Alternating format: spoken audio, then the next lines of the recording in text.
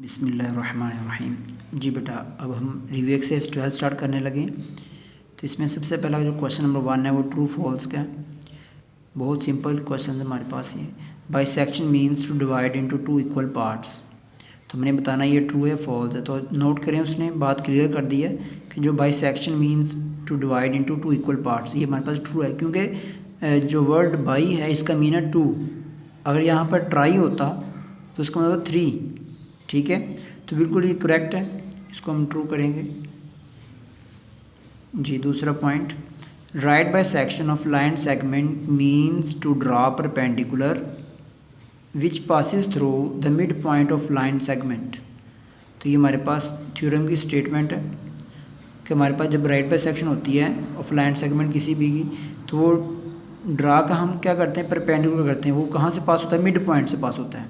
ठीक है, तो ये हमारा बिल्कुल पॉइंट क्लियर है, ये भी हमारे पास ये ट्रू आएगा, क्योंकि जब राइट बाय सेक्शन होगी, बाई सेक्शन से मुराद तभी होगा जब वो मिड पॉइंट से पास होगी, और राइट से मुराद perpendicularly.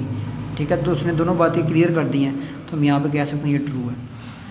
Ji next, any point on the right bisector of a line segment is not equidistant from its end points. ये हमने थ्योरम की स्टेटमेंट है। तो इसमें आपने यहाँ पर पढ़ा था कि इक्विडिस्टेंट होता है वो फ्रॉम इट्स एंड पॉइंट से। तो यहाँ पर हमारे पास जो राइट बाय सेक्टर, आपको यहाँ पे वर्ड क्लियर है राइट बाय सेक्टर। तो बाई सेक्टर जब वर्ड यूज़ हो रहा है तो इसका मतलब वो मिड पॉइंट से पास होगा और इक्विडिस्टेंट होगा उसके दोनों एंड पॉइंट्स। ठीक है, वो जो पॉइंट होगा, तो यहाँ पे वर्ड नोट यूज़ कर दिया, तो ये हमारे पास क्या हो जाएगा, फॉल्स हो जाएगा।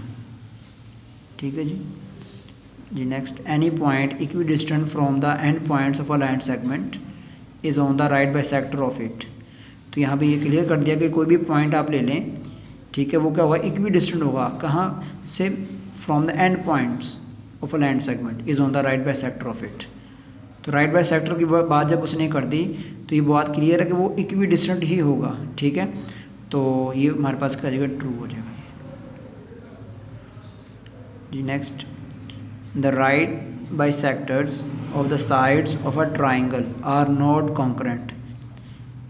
तो यहाँ पर जी बेटा, यहाँ पर देख सकते हैं, the right bisector of the side of a triangle are concurrent. ये हमारे पास ट्राइंगल हैं और इनके हमने राइट बाय सेक्टर ड्रॉ किए, जो कि पॉइंट ओ पर आके कॉन्करेंट हो रहे हैं। ठीक है, तो यहाँ से हम ये पॉइंट ले सकते हैं।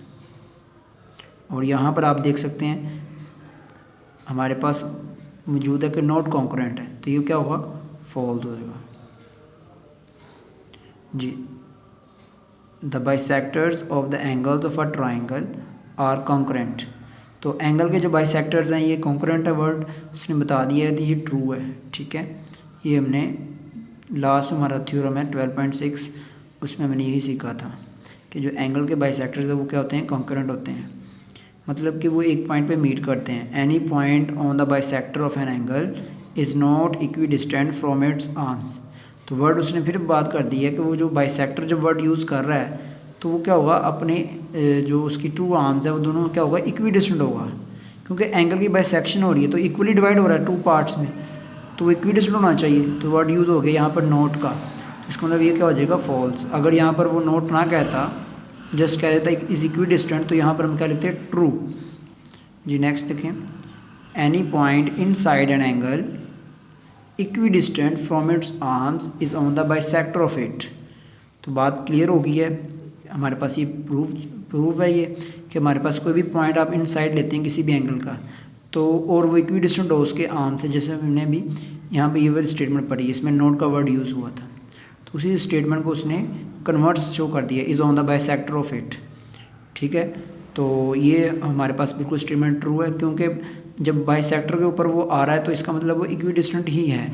ठीक है, यहाँ पे उसने पॉइंट इस तरह बताया कि point in side an angle है वो इक्विडिस्टेंट भी है, तो इक्विडिस्टेंट तब ही होगा जब वो उसके बाइसेक्टर के ऊपर आएगा। ठीक है, तो फाइनली हमारे पास ये क्या हो जाएगा, ट्रू हो जाएगा जी। नेक्स्ट क्वेश्चन हमारे पास है 2, if line C D is right bisector of line segment A B.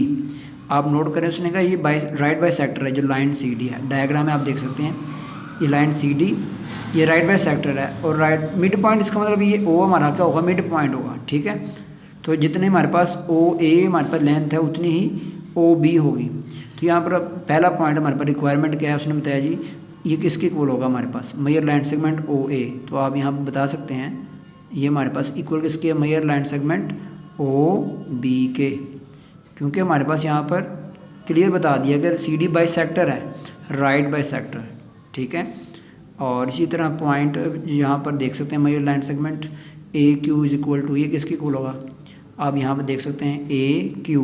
पहला ये पॉइंट आप क्लियर करें कि सी डी हमारा क्या राइट बाइसेक्टर है, तो राइट बाइसेक्टर के ऊपर बेटा जी कोई भी आप पॉइंट लेते हैं वो क्या होगा, इक्वी डिस्टेंट होगा फ्रॉम एंड पॉइंट्स, ठीक है।